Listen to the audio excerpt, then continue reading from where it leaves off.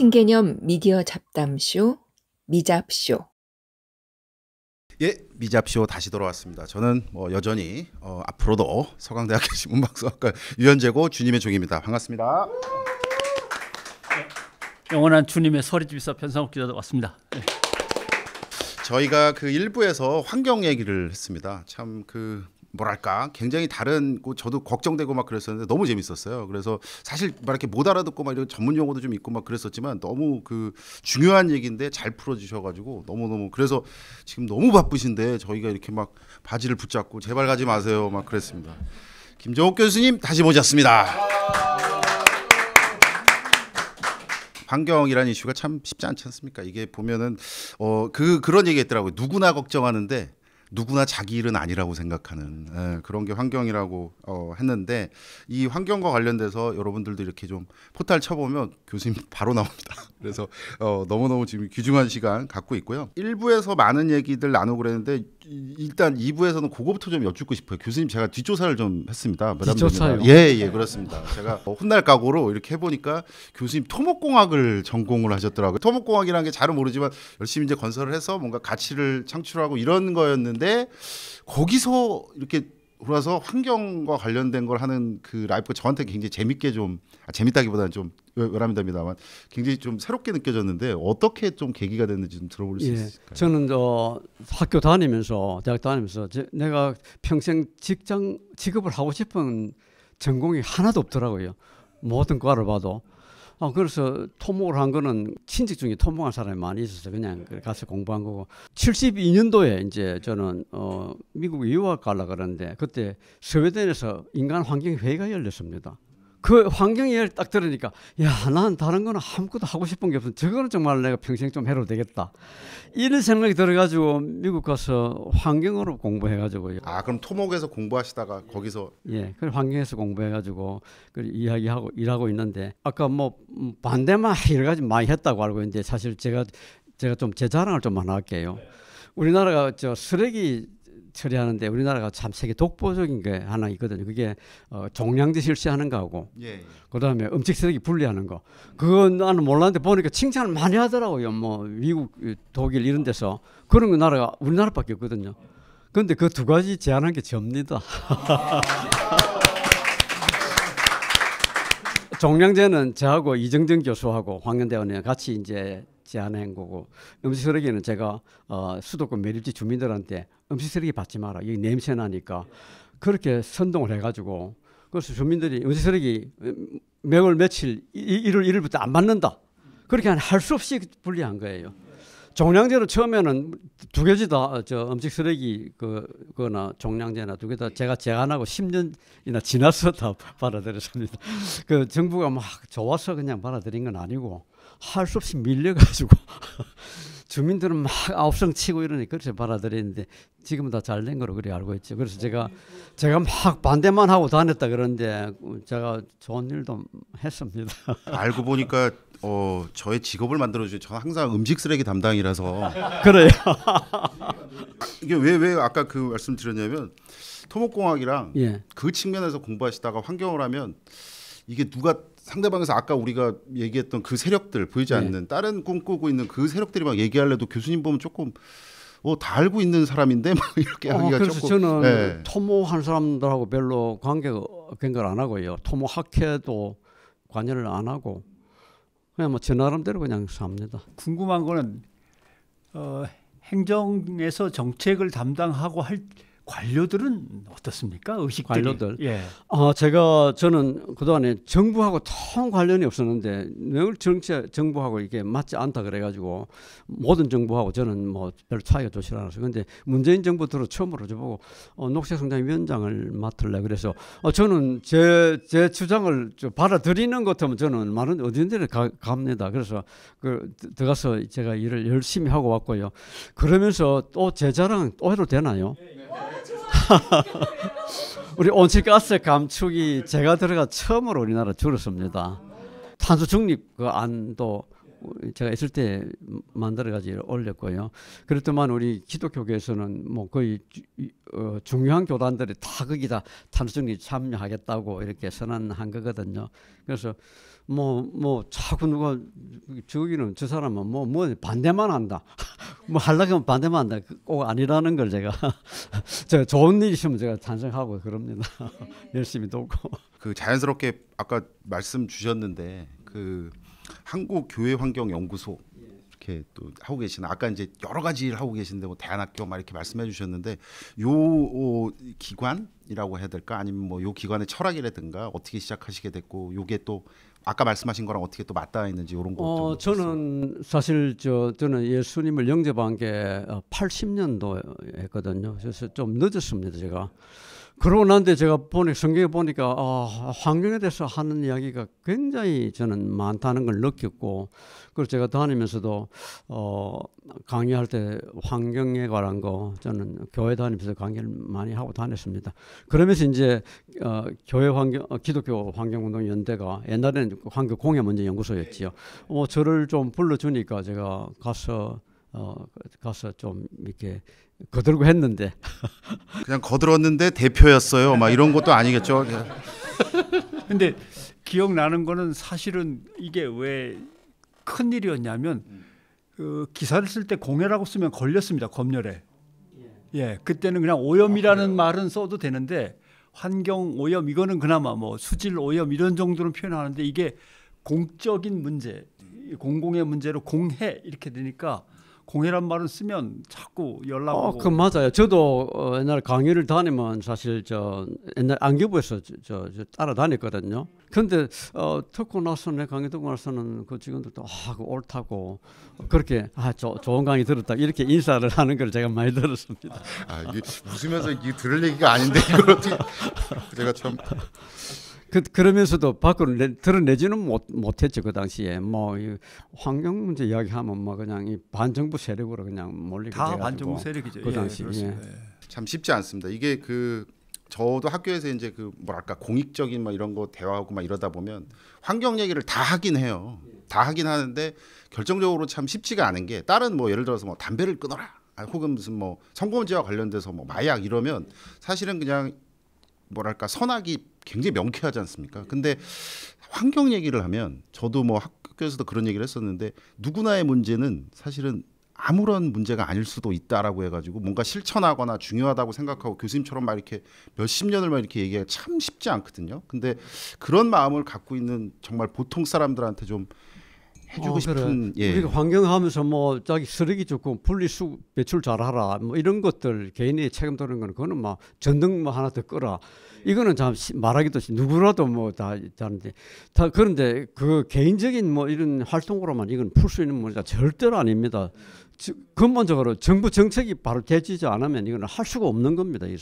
그래서 정부하고 어떻게 이제 부딪힐 수밖에 없는 건데 우리나라 정부가 안타깝게도 환경 문제나 이 기후에 대해서 대책이 거의 없었거든요. 그러다 보니까 정부가 항상 대책 관계에 있다 보니까 일하기가 사실 굉장히 어려운 점이 많았지요. 그래서 옛날에 뭐 하면 안기부에서 옛날에 따라다녔다는 거. 그걸 왜 이렇게 또 화사한 분위기에서 말씀하시니까 저희가 저 사람은 반대를 위한 반대만 한다 이렇게 해가지고 방송도 내고 막 그러더라고요. 그래서 저는 그래 좋다. 나는 반대한다. 그래서 나는 반대한다라는 책도 그래서 제목을 받았고요. 그랬습니다. 그러니까요. 책에도 딱 그렇게.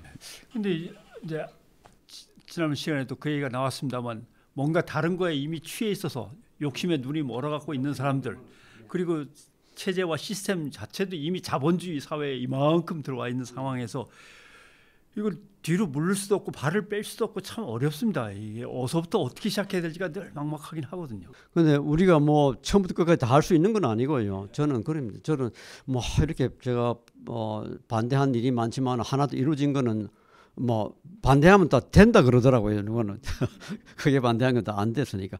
그렇지만 뭐 저는 그렇다고 해서 뭐 성내거나 뭐 마음이 답답하게 생각하는 건 없고 그냥 나는 내 할 일은 그냥 내가 이거를 알리고 말하는 거 거기서 끝내야지. 그 세상 움직이는 거는 그 제 힘으로 되는 건 아니거든요. 그래서 자기가 할 만한 건 정도만 하면 되는 겁니다. 그건 단지 이제 국가 정책에 대해서 관심 좀 기울여 달라.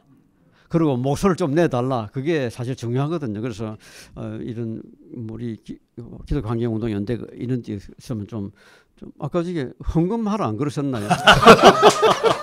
예. 헌금도 해주고 그러면 이 힘이 나잖아요. 성경 말씀에 확 와닿는 말이 그 말이더라고요. 재물이 있는 곳에 네 마음이 있다. 그러니까 환경운동에 마음이 있으면 환경운동 쪽에 돈을 보내는 이게 맞습니다. 예.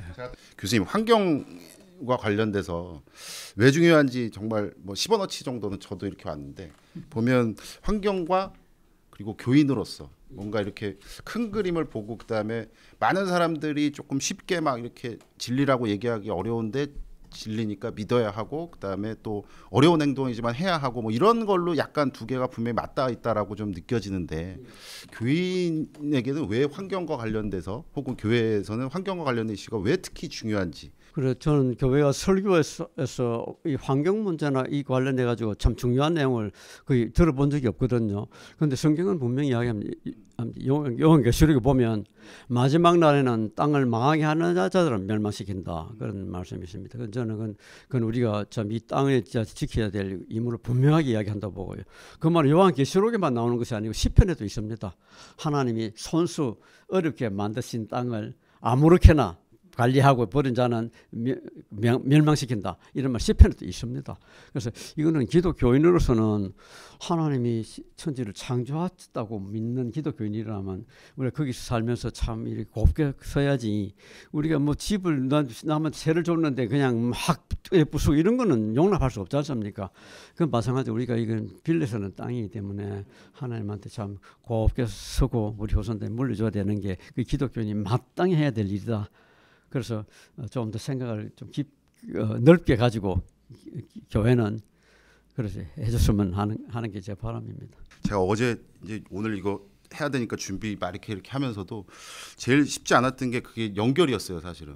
그러니까 교인과 교회와 그리고 환경 어떻게 뭐 음스 막 이런 걸 어떻게 할까 막 저 나름대로 막 이렇게 막 고민했는데 오늘 말씀을 좀 들으니까 저는 이게 좀 부끄럽습니다만 뭐가 성경 안에 뭐가 있을까 했더니 오병이어가 떠오르더라고요. 예수님이 환경을 하나도 해치지 않고 오병이어로 그냥 다 그냥 엄청나게 만드셔가지고 막 이런 막 하려고 했는데 죄송합니다. 아니 그 환경에 대한 구절이 엄청나게 많이 있습니다. 성경에 보면 뭐 굉장히 이제 내용이 많지 않습니까? 거기서 보면 모든 사람은 이 말 한 마디 끄집어내가지고 자기 주장하고 그러는데 사실은 이런 주장 저런 주장 다 찾을 수가 있습니다.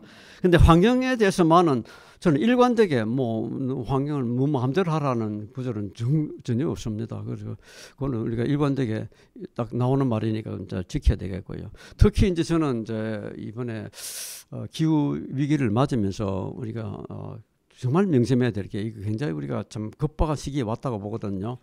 우리가 이 기후가 기온이 산업화 이전보다도 1.5도 내지 2도 이상 올라가면 다시는 걷잡을 수 없다.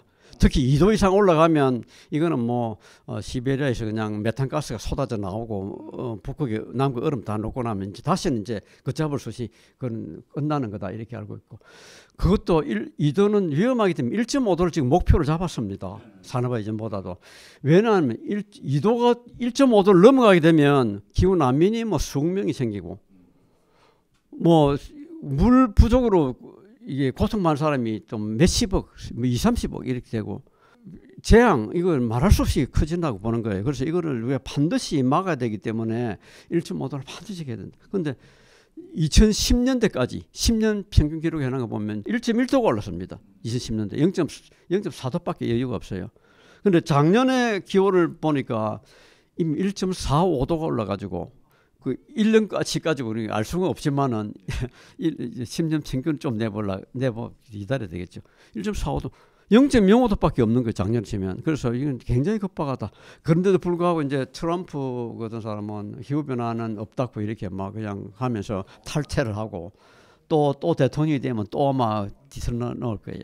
그리고 우리나라도 지금 그렇습니다. 우리나라도 지금 정부가 뭐 기후 변화에 대해서 별로 그렇게 관심이 없어가지고 우리가 2030년까지 온실가스를 배출량을 40% 줄이겠다 이렇게 법을 명시해 놨습니다. 그 40% 줄이겠다 한 것도 보면 사실 EU에서 우리인데 요구한 거에 좀 못 따라갔어요. EU에서는 2030까지 50% 줄이라 그랬어요.